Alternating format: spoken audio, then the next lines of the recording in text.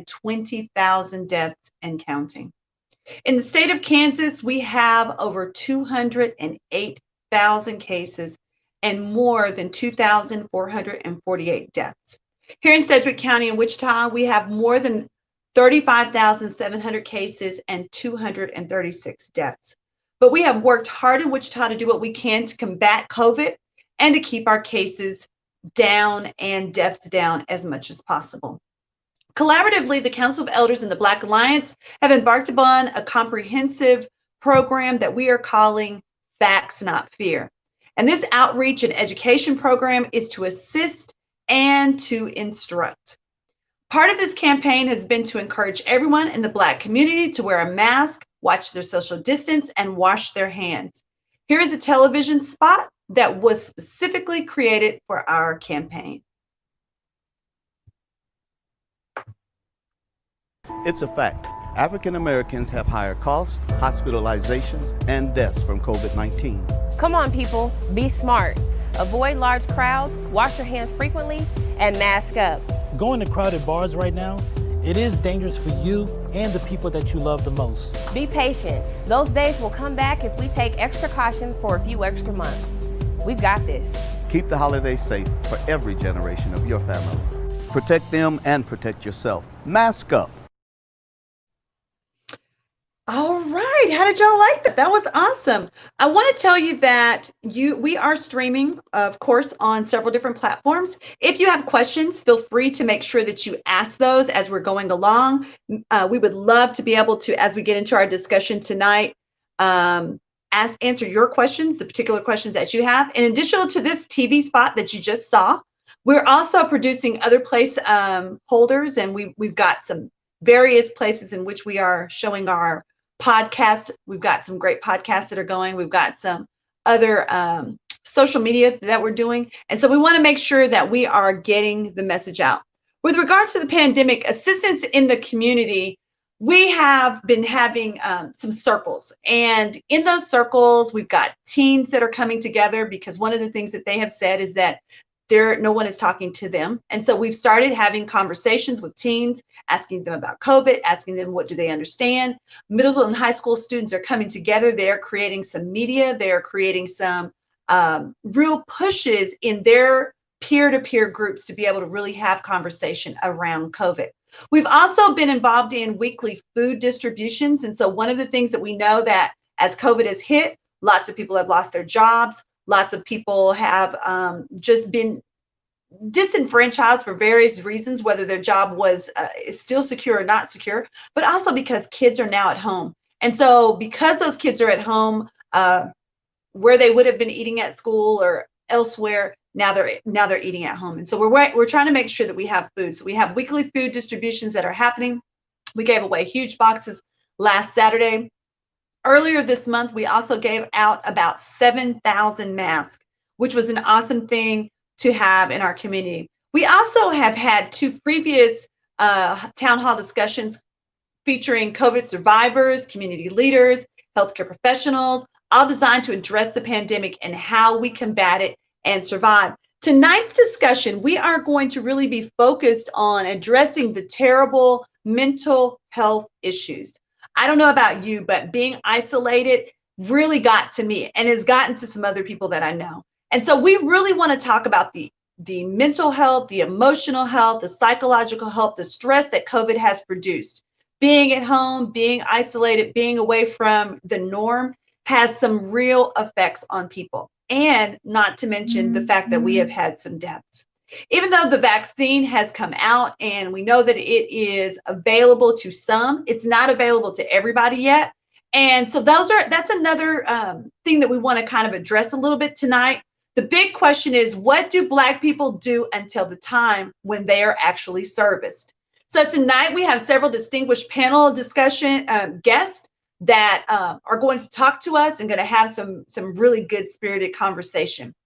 And so the first panelist that we want to have up tonight is Dr. Rita Stanley. Dr. Rita Stanley is an internal medicine specialist.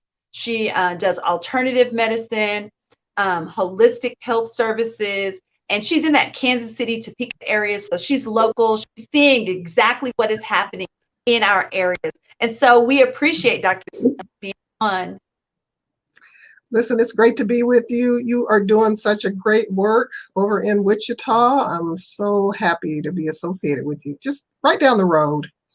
Yeah, right down the street. Yes, yes.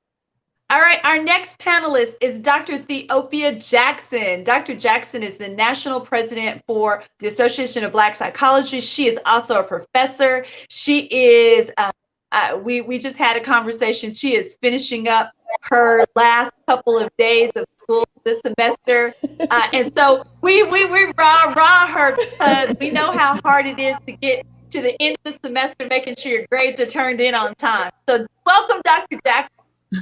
It is a blessing to be here. Thank you for having me. On behalf of the Association of Black Psychologists, we want to honor the work that's being done in Wichita. Just to clarify, in addition to being that professor, I am the chair of the clinical psychology degree program at Sedgwick University, which raises a whole nother level of responsibility and why I'm celebrating that this semester is done.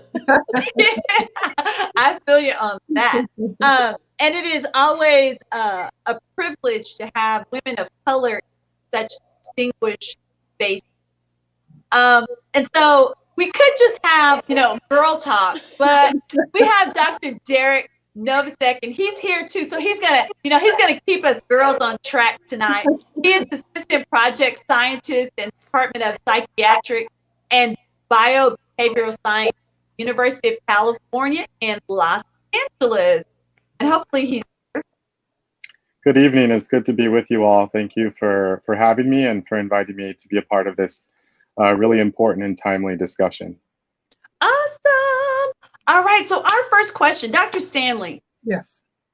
What has been your experience so far in what you're seeing with your patients in this Kansas City area, Topeka, because I know you kind of back and forth. What are you seeing as it pertains to mental stress and anxiety about COVID? I know that you're not seeing people in office.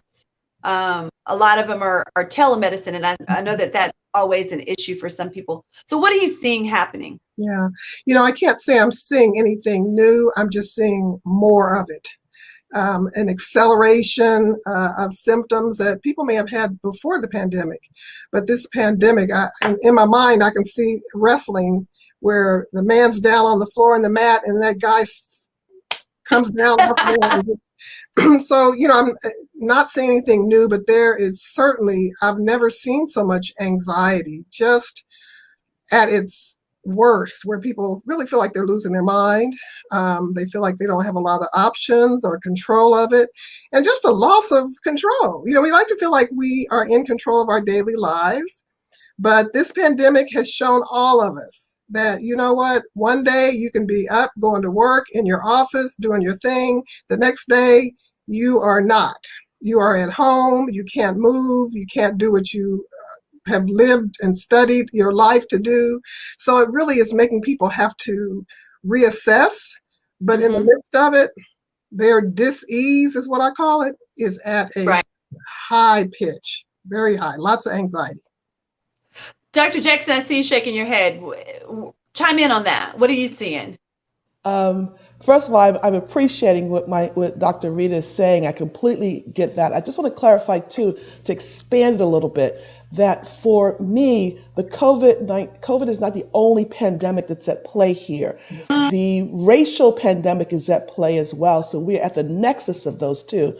And to be more specific, when COVID sat us down as a world, and particularly as a nation, then when the death of Brother Floyd occurred, the murder of Brother Floyd occurred, it was the murder that was felt around the world. So that has reactivated the continuous, persistent exposure to trauma that we've been contending with. So I echo what she's been saying. Some of this is familiar, but it's been taken to a whole nother heightened level around control and despair, because I'm seeing a lot of people in general are struggling with, where am I safe? It's not just the anxiety and worry. Who do I trust?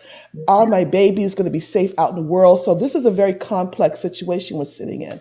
And I have more to share later, but I just want to make sure I added that context in. I cannot talk about COVID-19 without talking about the racial pandemic, because they're intimately connected for us, as they should be for all of America. But we bear the psycho-spiritual brunt of it because it hits a coreness. But at the same time, as we echo and underscore the things are at risk, our vulnerabilities, there's lots of strengths that we have that I believe that my colleagues and I will get into in your conversation later, that we want to remind us of and pull forward as we counter one more pandemic, because this is not the first one that we've been contending with for a very long time. I would agree. And I would even say that we've been, even on top of that, we've got this health and mental health, and got that racial piece, and then we've got this whole economic. Absolutely, all of Because as we've been shut down, there's a piece in which we've not been able to move, not been able to operate, not been able to do business as usual.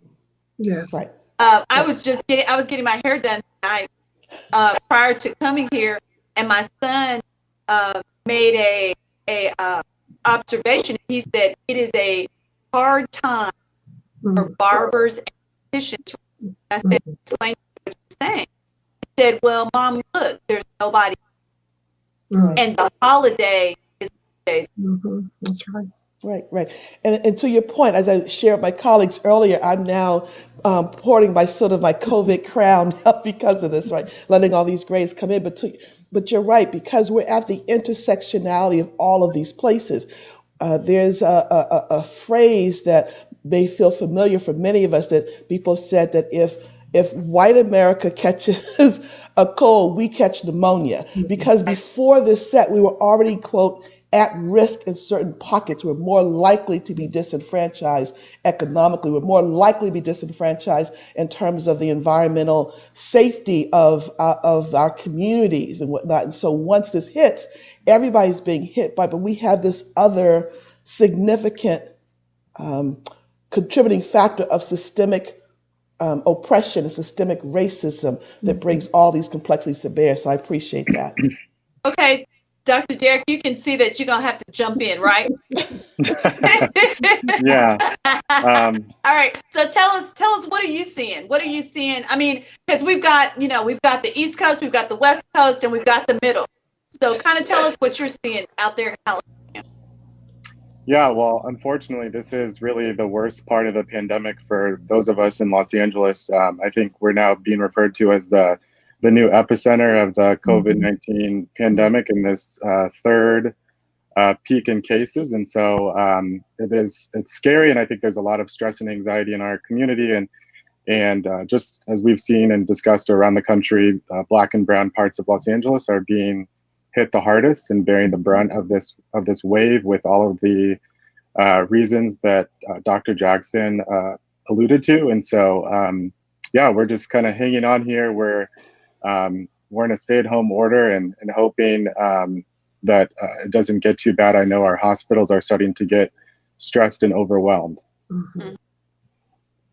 So as we see that, personally, how have you been navigating that space? I mean, being locked down is a whole different thing than just please don't go anywhere. But a whole fear locked down is a different story. So how do you guys navigate? Yeah, well, I think in California we were, I believe, the first state to go in a stay-at-home order, and it was definitely a shock to. It just felt like the world kind of flipped upside down within a day. And we've been in some sort of version of a stay-at-home order for most of the time since then. But this one definitely feels different because it just feels like that things are a little bit more out of control. But I think for me personally, it's been really important to cope through connecting to friends and family, through exercise, and kind of getting out through prayer, because obviously, we're in month 10, or I can't even keep track at this point, and it's taking a toll on all of us. And so I think it's really easy to get lost in that. And so it's really important that we kind of hang on to our our coping strategies. And Michelle, if I could expand upon that, 'cause I really Sure. appreciate what Dr. Novak is sharing. And my apologies, I should say Dr. Van. I keep getting comfortable with you, my sister. So I'm that's the Michelle. other place I'm moving in and out I'm of. Michelle every Right. day. But I want to first give even more context. So, the Association of Black Psychologists was founded in 1968, and it is independent of the American Psychological Association. It's the first ethnic psychological association to be born, and its mission is very clear. Its mission is to illuminate the African spirit, to elevate the African character, and to liberate the African mind. And so, as I hear what my brother Derek, if I may, is sharing, I would add to this is what we're trying to do is to restore this mess that we're in and remind our people of our own capacity to survive and thrive in spite of. So, for example, we shifted the language from being locked down and all that, because psychologically that has a negative connotation to it. But we're saying, how do we socially engage in a safe distance? And it's more than just a changing of words, it's a changing of direction.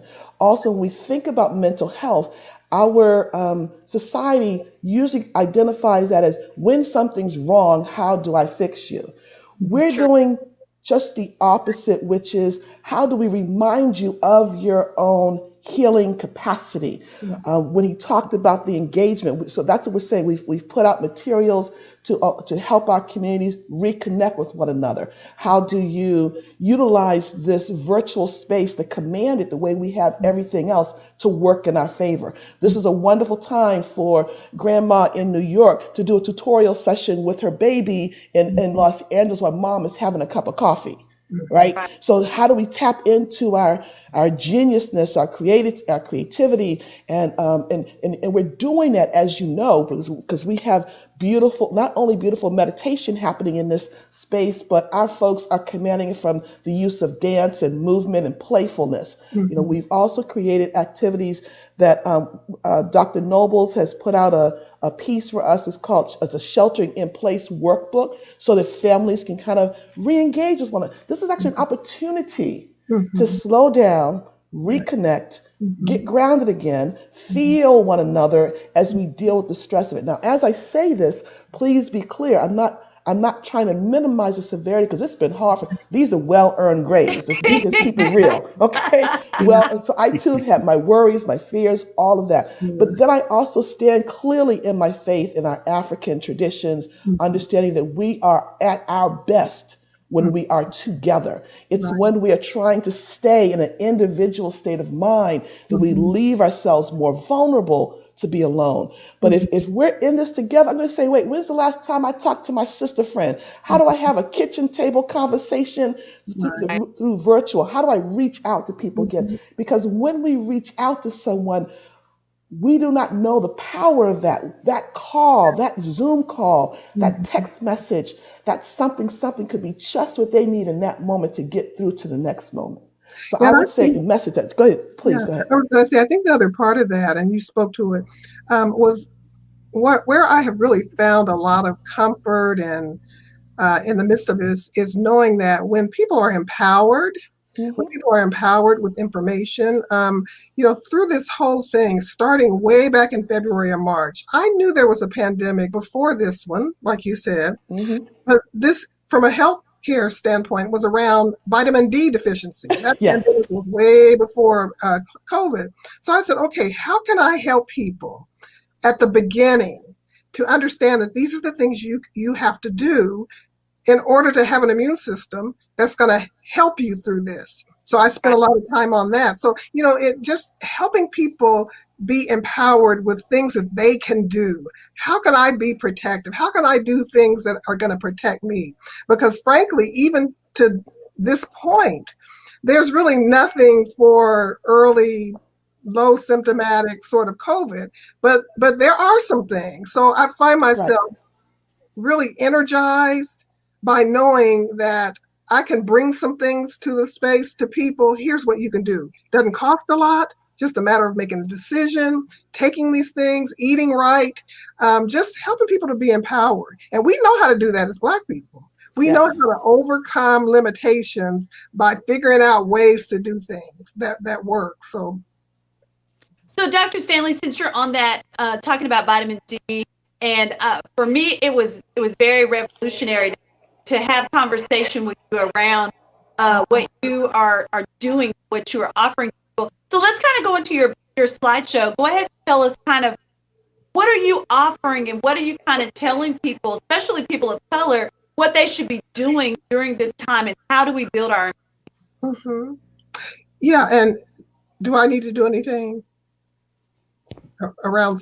Okay. Nope, your slides. And these slides are not going to really, just go to the next one, please. Next slide. These slides I pretty much focused on, since we were talking about mental health. A lot of times I see people in my practice who come with primary mental health symptoms, but they don't realize that the stressors, those things that provoke their mental health symptoms, are causing a lot of physiologic changes in their body. So I spend a lot of time, because by the time people see me, it's usually a 911. They're anxious, they're depressed, they're tired. And so I like to show them in a very, I'm a visual learner. Show me what you're talking about. And I say to them, by the way, you are not crazy. Let me tell you what's happening in your body as a result of environmental stressors, nutritional stressors, physical stressors, psychological stressors, pandemic. This is what's going on.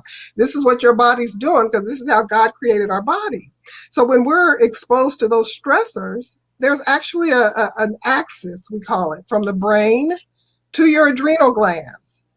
And adrenal glands sit on top of your kidneys, but they produce powerful hormones for a reason. It's a good thing. That's the way it's supposed to work. But I don't believe God ever intended for us to be in this constant phase of high stress day after day after day. So you have to understand that your adrenal glands do the best they can. They spit out that cortisol. They get your heart rate up. They get you out of danger.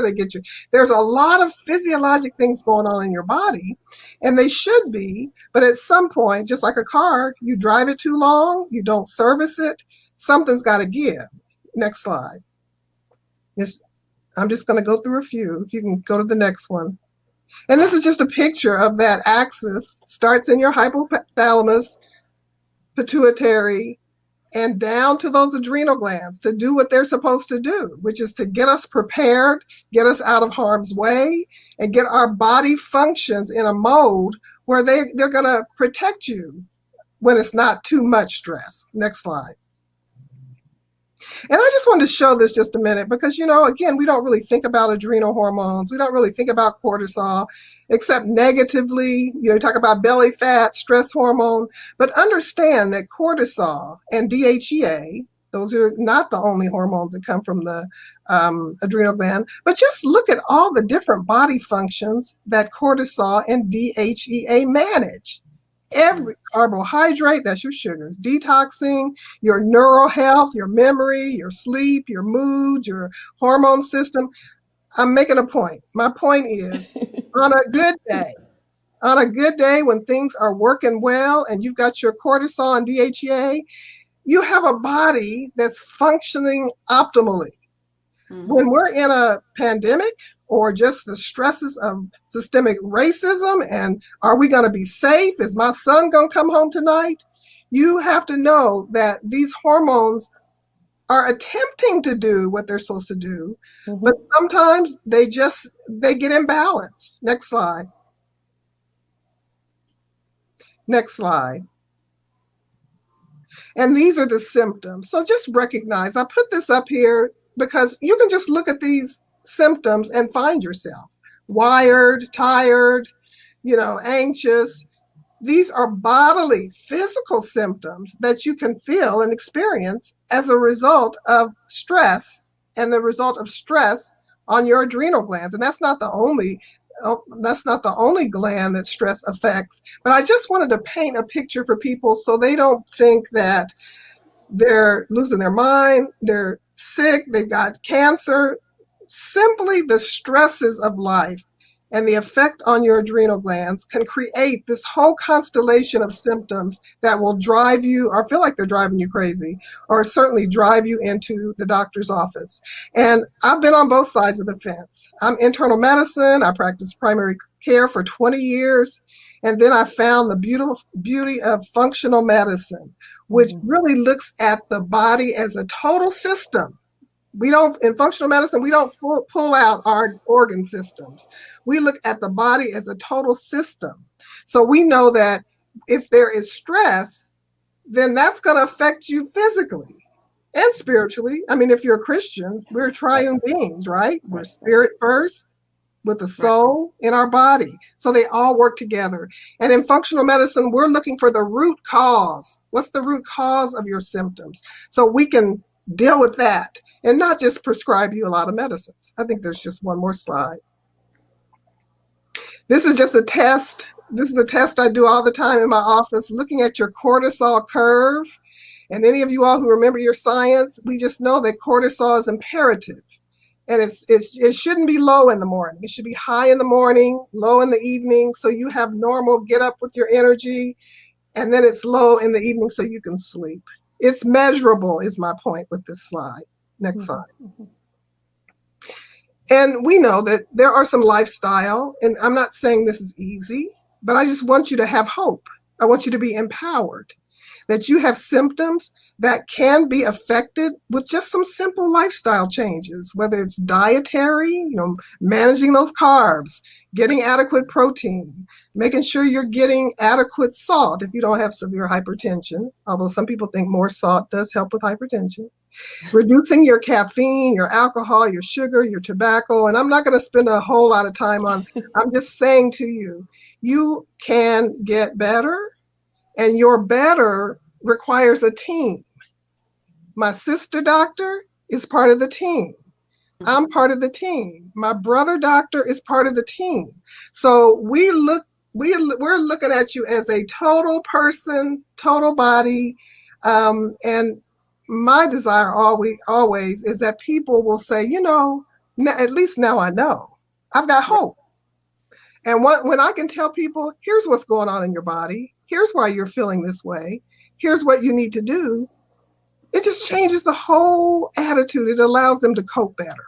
So I think that's it. That's what I wanted to get across. And Dr. Stanley, if I may, too, because I very much appreciate this. So now the pediatric psychologist in me is coming out as well. I concur with you about the importance of arming our people with information. But even as you bring this in, I also would be inviting those who are being exposed to take this conversation home. How do you have the same conversation with the loved ones in your circle of life? How do we have it multi-generational? How it's not just driving how our children eat, but engaging our children in how they should be eating. Because it is our charge to deliver the information in bite size so they can own it as well too. So I just want to applaud you. And doing that, I would also say it's very much in line with what we call our African-centered perspectives, because if we are doing right by our bodies, by our spirit, then this is our responsibility. And it is how we counter the madness that we're sitting in, because it's those messages that comes to us that makes us buy into poor health habits, because we're expected to be a certain way. And yet, again, I'll close. You're giving us the information we need to have critical conversation, kitchen table conversations, bite-sized real talk about how to take care of our spirit, our spiritness, because we are spirit beings having a human experience. So thank you. And I think, and we didn't necessarily talk about Dr. Does come from a spiritual perspective, for that as we talk about what we're doing, as we talk about that try. I think Dr. Novacek started to talk about that a little bit. The fact that as we begin to get all of the things that are going on with us, how do we tap into that spiritual? How do we tap into making sure that our mind, our body, and our spirits are intact? So talk to us a little bit about how you. Was that for me? I'm sorry, it was cutting out just a bit. Oh, sorry. Yes, yes, yes. Yeah, that's first of all, I just want to say I just as a stress researcher, I really appreciate that breakdown on the role of stress in the body and how it underlies both physical and mental health in that presentation in those slides. But for spirituality, I mean, obviously a barrier to or a consequence of lockdowns and stay-at-home orders is that people don't have access to the physical church, and that's a huge coping strategy and a huge source of support for many Black Americans and other people in this country. And so when you take that away, it's really important to think about other ways that you can connect spiritually, whether that's through attending services online, some sort of online gatherings with your church community, through prayer, devotionals, meditation and mindfulness practice, even if you're not someone who is religious or spiritual, maybe connecting in terms of those types of practices might be helpful in centering yourself and combating that stress that was just shown to us how it has such negative consequences on our health. But it's also, in a lot of ways, we have control over it in terms of promoting wellness, even during such a difficult period. Because we do have resilience kind of built in us. It's in our DNA. Yeah. And I think what I'm actually observing is an uptick of, particularly, again, now that our faith leaders have acclimated to this virtual space, they are reaching further and further. So we're actually being able to bring something to people they were limited by before geographically. So I'm actually seeing an uptick in recommitting to spiritual practices and belief. I'm seeing an uptick in wanting to be more curious about who are we as people of African ancestry? What's our true story? Wanting to read certain books, remind ourselves of our history and our greatness before we came to these shores as direct descendants of 1619. So I just want to, again, balance both here, and you'll hear me do this throughout our call. Yes, it's important to sort of name these challenges, but I think it's really important that we reclaim the narrative. And I'll say again, for me, we're not in lockdown. We are in social engagement and safe distancing. It's important because our people are already exposed to negative thinking. And when we say that, at least as a clinical psychologist, what comes up for me is that feeds into people's sense of hopelessness when they hear languaging like lockdown, lockout, those types of things. So we have to open them up to possibilities by naming this for them, that they do still have agency. They have some control. They have some decision. It's in a different setting now. So I just want to, again, my dear colleagues, I want to keep offering that. I underscore the risks, but I think to empower us, we must be very intentional to name that which we can do. And Dr. Stanley, again, just gave us beautiful examples. And then for the Association of Black Psychologists, what we've been doing is we've had a number of webinars, like many of us, but we started this very early in the game. We didn't need someone to tell us that this pandemic was going to hit our communities harder, so we were already getting ready. So we even had a webinar on how to grieve the transition of a loved one when their bodies were denied to us. This is not the first time that we've been in this situation. So all of these webinars have been recorded and they're on our YouTube page.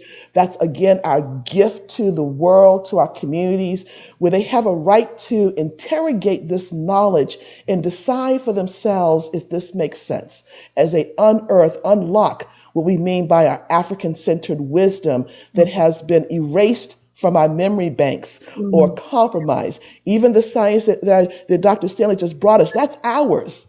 That's ours. This thing they call meditation, this is ours. If I think about what our mothers and fathers went through for 400 plus years on our behalf to be here today, when they're out in Dr. Michelle, you heard me say this before, when they're in the fields singing, they're not singing to entertain anyone. They're not singing to make their spirits feel good. They're singing to be in an altered state of mind to hold up each other's bodies. Because if you get into that flow of that song, you are in a collective meditative state. So I just want to continue to underscore that, because we know a lot as, quote, Western scientists, but sometimes we don't know enough because our African wisdom gets shadowed, right? And so to your point, we can't measure or quantify spirituality, but we know it when we see it. I would And agree.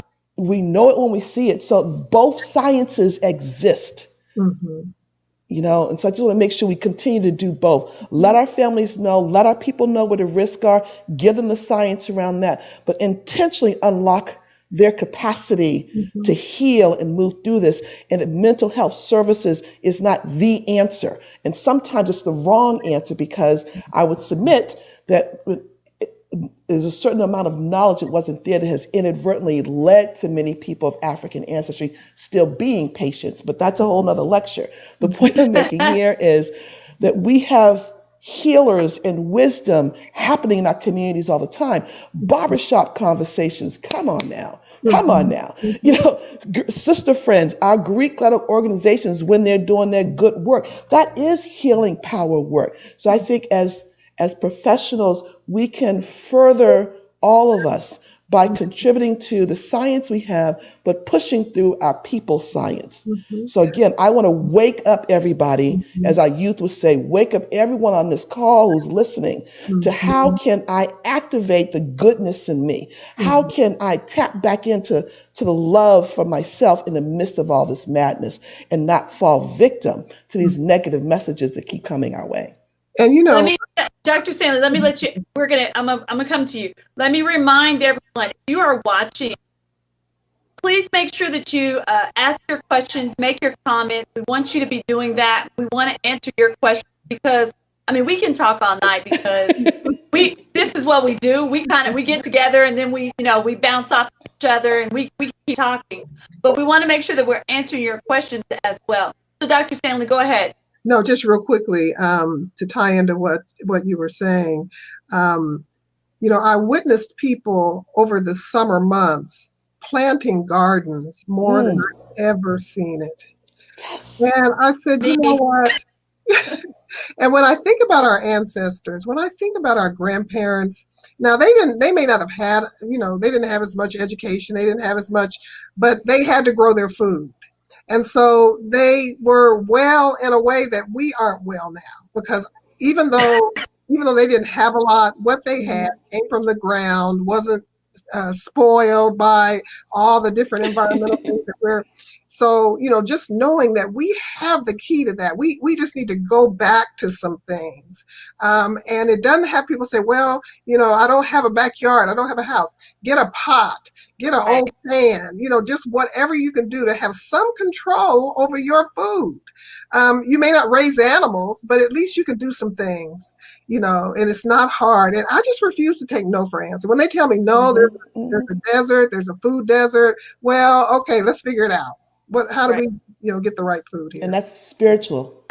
Let's talk about that. I think that that's a piece. You kind of touched on the fact that some of what we need to be doing is looking at what we're eating, and that is a real big push for you about food and what we're eating, how we're eating, as we look at mental health, physical health. Talk a little bit about that, because I think that food piece is very important. Yeah, it's really important when you think about it. And I know both of you all could probably speak to this more than me, just that whole relationship between, Dr. Derek, between your gut health, and your mental health. And, we see that. We see it on Facebook. We see it in Google land. But I don't know if people know how to connect that with their habits. So, food is extremely important in mental health. Because if we're eating things that are microbiome, that whole nother, that's so powerful. If we don't eat the right things and we don't have the right distribution, the right type of microbiome, then study after study after study has shown that it's going to be a potential effect on our mental health. And so we can, garbage in, garbage out. It just, we can't just eat anything, and we can learn. Don't tell me that we can't learn how to not purchase certain things or as much of certain things. I refuse that. Everybody can learn. My people can learn. Yeah. And so, it's up to us to help, like you were saying, and however that happens, we just have to teach people, and they accept it quickly. I'm amazed how people, when you tell them the right things, right, you do right. Yes, they're hard. And I think part of that, as we have talked several times during the pandemic, and we've done some conversations, I think one of the reasons why, as Black Alliance came together, as Council of Elders came together, one of the things that we really wanted to do was try to make sure that we were providing good, healthy food, so that finances and food deserts and disparity were not an issue, so that you can come and get good vegetables, get good produce that you didn't necessarily have to pay for. And so that was really part of our push in being able to have that food in there, is making sure that we're providing that. And I will admit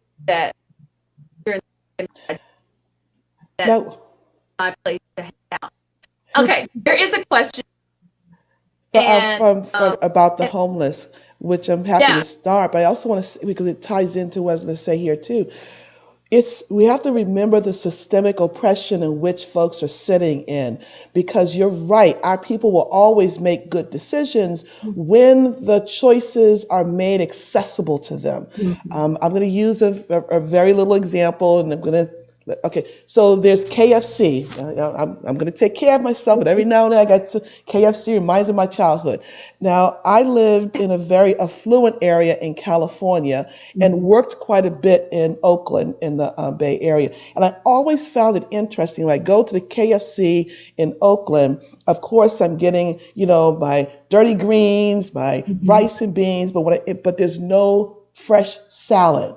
I go to the KFC where I live, zip code, because the zip code, I have nothing but fresh salad. I can't get my dirty greens. And truth be known, when I cook those greens in my house on Kwanzaa, everybody eats them, including people who are not of African ancestry. They love it. But my point here is, what I'm trying to say is that we have to also remember the social injustices so our folks can make the right decisions.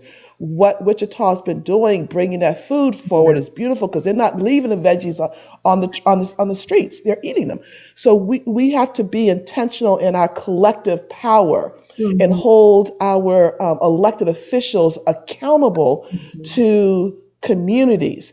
And the same thing shows up when I worked again in pediatrics in Oakland, where they're looking at health disparities for our youth who are at risk of obesity. Well, again, where they're doing their fresh grocery shopping is in the dollar store.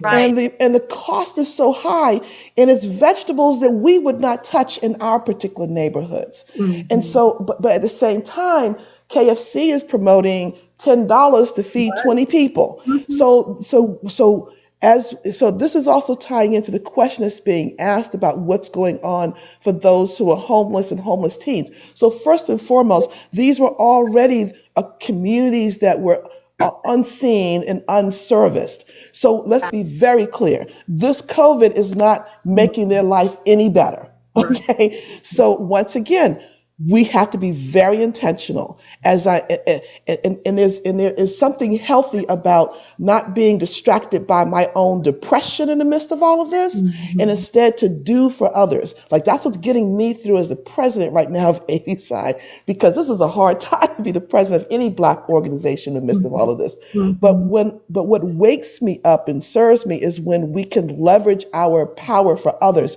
So to answer that question, we should be asking ourselves, how are our homeless people doing? How are our homeless teens doing? Who's supposed to know that answer, and what are you doing? You are accountable to us. Yeah. Dr. Derek, in LA, California, there's a huge homeless population. What's happening to them? Yeah, I was just gonna speak to that. So, Obviously in Los Angeles and California, everyone knows that we have a huge public health crisis with homelessness. And in some ways, COVID has caused our leaders to really prioritize serving them. And now, for the first time, we're seeing mass programs devoted and resources devoted to housing people in hotels, in trailers, in other buildings that the city and the state are occupying and using. And now the question is, what happens after the pandemic? What happens after COVID-19 is over?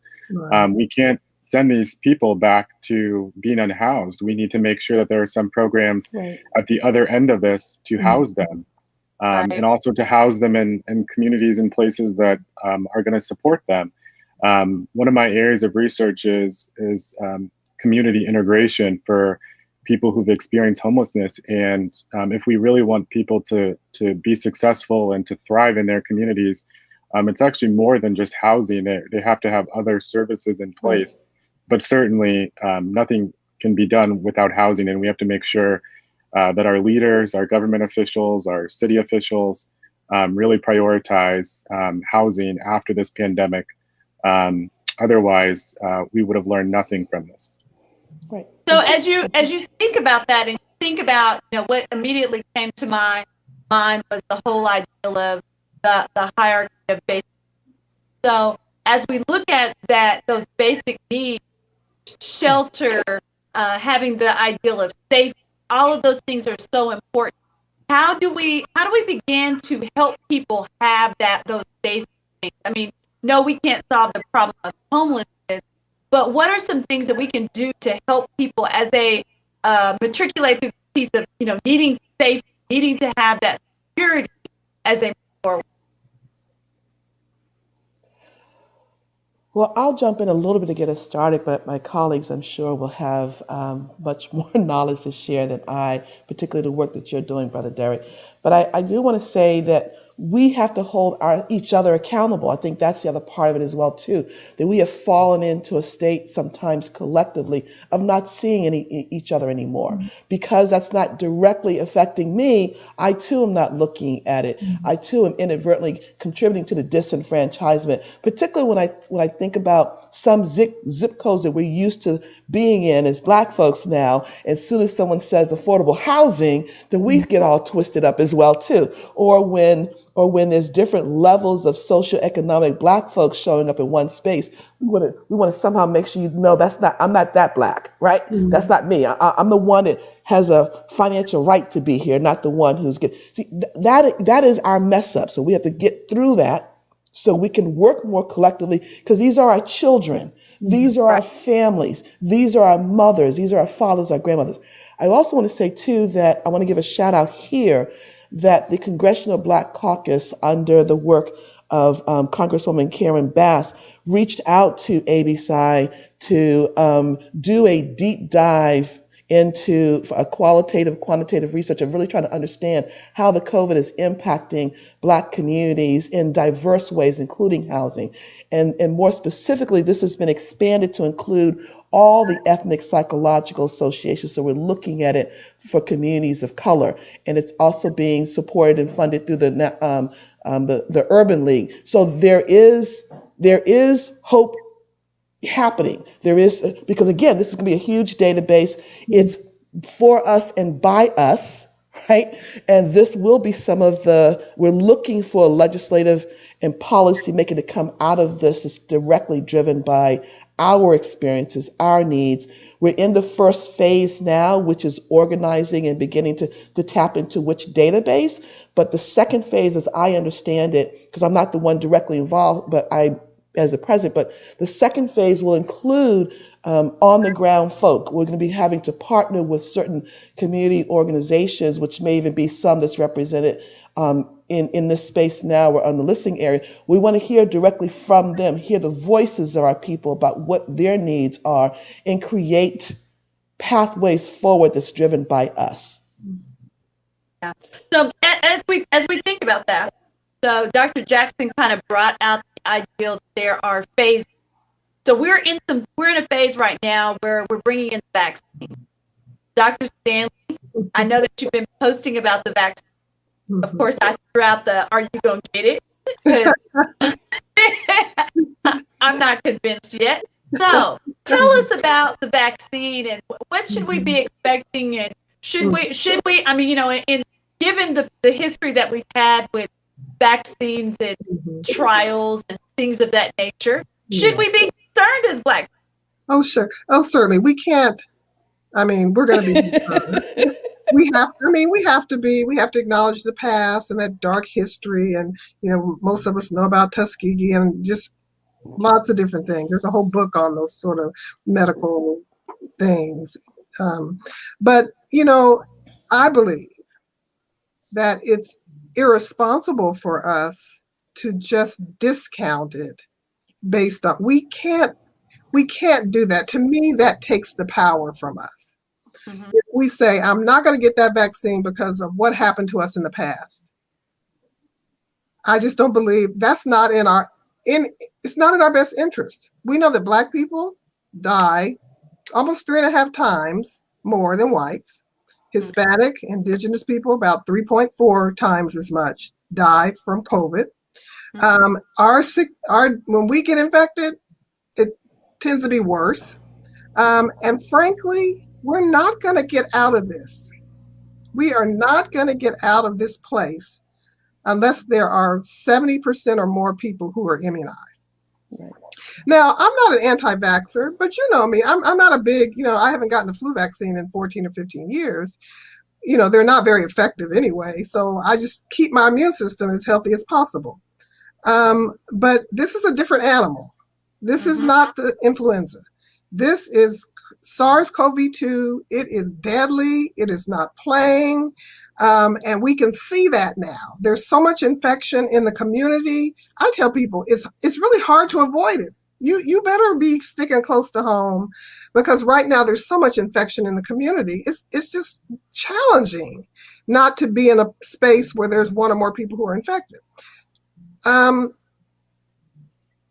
I did a video, it's on Facebook, just to go through the basics of the technology and just answer those questions that tend to kind of keep all these theories going, so people understand how the vaccine is made, how it works, that it's gone through the 3 trials and is still in phase 3, that FDA didn't just say, okay, give it all by themselves. They had an advisory committee that had to really do their own due diligence. So am I going to get it? Yes. Do I have concerns? Oh, sure. But I want to live. I've got a lot to do. Amen. I agree with you on that. But I agree with you on that. Yeah, I agree that it's much teaching, and people like ourselves on this platform right now, you're influencers, big time. So there are people that when you say something, they're going to listen. Okay, that's Dr. Stanley. Okay, all right. At least she's giving me the right information to make a prayerful, informed decision. So, Dr. Stanley, I want to join with you. I'm always going to seek your advice first. Right. So, Dr. Stanley, I'm going to join with you with your ultimate objective in terms of us making informed decisions, but I also want to contribute 2 other points to that process. Okay, I think we have to do them really quick. I'll do them too. First and foremost, we need to honor our folks' concern and actually hear it and listen to it, because sometimes what happens is we cut it off too soon to move them to the next stage, and it only perpetuates it. Number 2, healthcare itself, the researchers must own it. They must claim that this is our problem, because right now we keep discussing it as if the problem belongs only to us to trust them. But they have to do something to trust us, because I want to underscore in the 1990s, there was a lead study in Baltimore which simulated Tuskegee. So this is not like this is something happened 1,000 years ago. Research is still not always in our favor. So I think both needs to happen, and then they can hear the concrete science and make informed decisions. I agree with you. We just don't have a lot of time, so we've got to do it. Oh, it did not come into us for a while, so we got time. Come on, Brother Derek, what were you going to say? Yeah, I just want to echo the fact that we really have to listen to people's concerns. We have to validate them, because there is reasons to distrust medicine, to distrust healthcare, to distrust research. And I think when people can really feel like they've been heard and their questions have been answered, they're going to be more likely to take the vaccine. If they're dismissed and kind of shut up right away, they're not going to be open to hearing what we have to say about the vaccine and its safety and the rigor of the science behind it. So it's really important. I just wanted to echo that point about making sure that people are heard fully and address their concerns fully. And this needs to be, something that's a public health campaign that's Yes. on the ground, Yes. that's led by our government, but it's also on the ground with our community-based organizations and our leaders in the community. We have to earn their trust. Yeah. And that leads us to our next thing, that on December the 28th, right around the corner, we will be having a whole conversation, another town hall, and it will be about the vaccine. We've got some people that have taken the vaccine, we've got some people that are going to be talking about the vaccine, how is it going to work. So we want you to make sure that you tune in to that on December 8th. We'll be right back to the same spot. So wherever you saw us tonight, we will be right back here on December 28th. Dr. Stanley, tell us where we can see, where we can hear you. Where can they find you? Oh, Rita Stanley, MD. Facebook is probably the easiest way to get to me. Rita Okay, Stanley, Dr. Jack. MD. Follow us on Facebook, YouTube, and also Twitter, the Association of Black Psychologists. All right, Dr. Novacek. I think we still have 2 minutes is what I'm seeing here, but you can follow me on Twitter at Derek_Novacek. Okay, so we want to make sure that we are giving you information, because we want to make sure that you also understand that as you go out there on the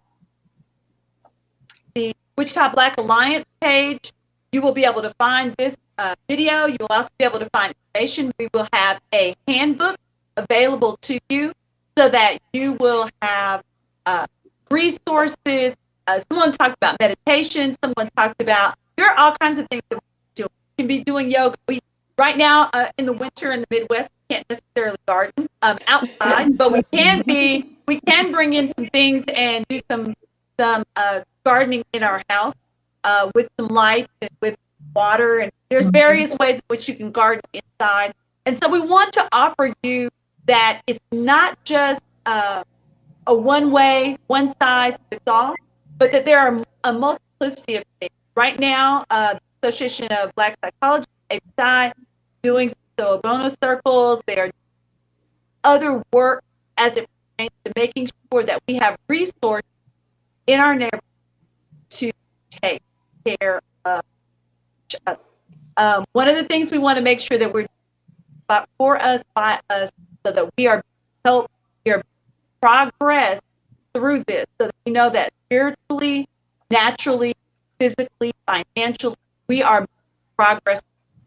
The advice and suggestions of all the panelists tonight will be available in that digital COVID book, and that manual will be in on www.wichitablackalliance.com, and it will also be on the Council of Elders Facebook page. Make sure that as we are coming to the end of our time, that you are staying safe. Have a blessed Christmas,